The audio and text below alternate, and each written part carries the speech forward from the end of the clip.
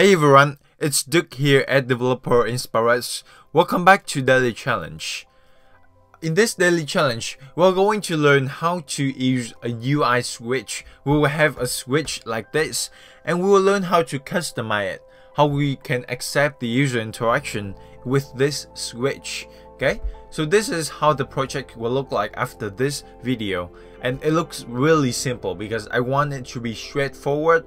I will show you what exactly you will need to do with UISwitch. Okay, so you see that this is not a normal UI switch by default, but right, because we already customized the colors of this UI switch, Well, this is not the best customization, but just for the sake of demonstration, so let's accept that. Okay, so we have this switch, and I can do it like that, and later on when you see that we can accept the user interaction when we do this. Okay, so let's learn how to use the switch. I have my starter project right here, and you can go to the link right below and download the starter project with this one. Okay, so let's take a moment to download the project. Alright, now let's get back to this. Well, as always, in the very recent tutorials, I show you very basic UI controls. I cover most of the things that you will need to know about UI controls, UI element controls in iOS, and I think that you can do most of the time you would do in the main storyboard. You can simply, the first way is you can simply, now let me show you. This is a switch, right? We can do a switch like that, and we can simply drag it out like that. Okay, and if you like, I will drag it out like that, and I will control drag to this, and I will do center horizontally and center vertically like that. All right, looks good, right? Now when I run this one, look at what will happen. Alright, so this is our project so far. Now when I click this one, it works, right? And we can simply very easily do all the things like having an outlet, having an having an outlet, having an action, and then we can do all kinds of things. But because we are trying to learn all the things about UI control, so I will do most of the thing in code, so you can understand what is it about, what is the secret about behind the thing that you drag out into main.storyboard. Okay, it doesn't sound that complex, but let's just get into it. Okay, so the first thing I'm going to do is I will have a switch. I will do var my switch, and this is a UI switch. Okay, and as always, exclamation mark, because it's unwrapping, right? Now we will do the initializer in the view did load, so we will do my switch equals UI switch, and here we will have a frame. Well, let me show you why is it most of the things that we have been in the recent few videos, we will have a UI something, right, a control, and then we have the frame, the initializer of the frame. Let's go into the documentation of the UI switch. I will press command, and then I will click into that. Well, you will see here we have the class UI switch, and we will take care of this body later on, but UI switch inherits from UI control, so let's click into that. UI control inherits from UIView, so let's click into that. Okay, and here we go. We have an UIView, we have the class, we have the initializer, and there we go. We have the initializer. We have to specify a frame, which is a CG rect. It is a default initializer. Okay, so let's go back into this, and we'll need a CG rect. So let's do CG rect, and I need to specify X, Y, width, and height. Okay, so the X is, let's say, 150, height is 200, width is 0, and height is 0. Okay, now the next thing, we will add this my switch to the view. Why is it? Because as we see that the switch, UI switch, inherits from UI control. UI control inherits from UI view. So any UI control is a view, and my switch is also a UI control, right? So we'll do view.add subview, and we'll do my switch. Okay. And if you are not familiar with those kinds of inheritance in classes in iOS, please check out my series about the Swift programming language.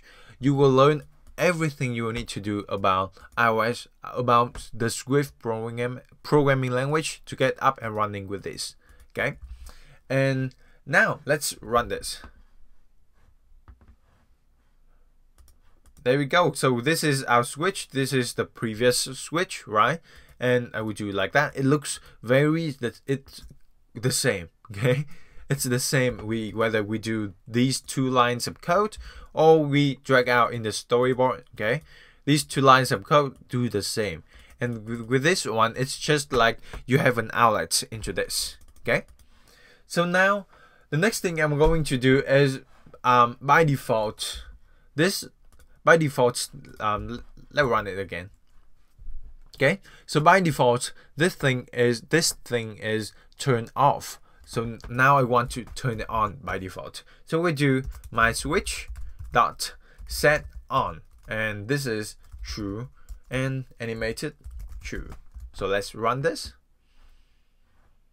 Okay, so you see that when the view appears, when the view loads, it's animates to turn this on. Okay, so that's the effect. All right, and as this one, we can do something like, maybe I can do this in a function called turn switch on. Okay, and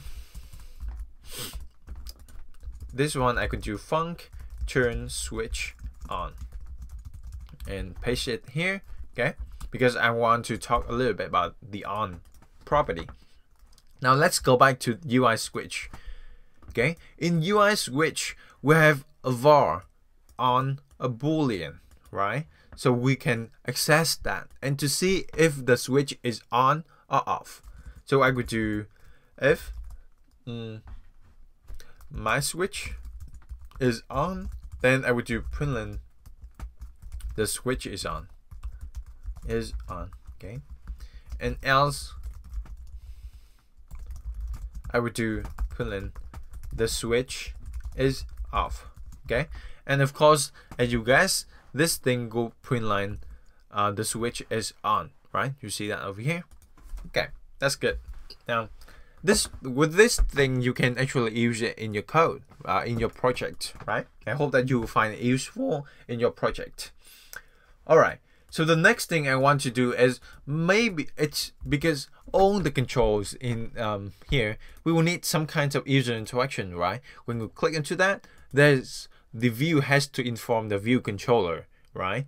So what is it sounding like? It sounds like a target action, right? So I will add a target action into this with this switch. I will use this switch as an action, and this view controller is a target. Okay, I hope that you are familiar with view control, MVC, the model view control life design pattern. If you are not, check out the video down below. Okay, and usually in my videos, if there's something that's special that you need to know, I will refer it to you. Okay, so now the first thing I want to say is that you can control drag from this one and have an action, right? I hope that you know that, right? We have an IB action and we drag it into the code. But now I want to show you the actual thing that Xcode does for us. Okay, so I will do my switch dot add target, and the target is self. The action is, let's say we have a method called my switch the change. Okay, and remember that you will need this colon. Okay, I will explain about that colon later on. And the control event is dot value change.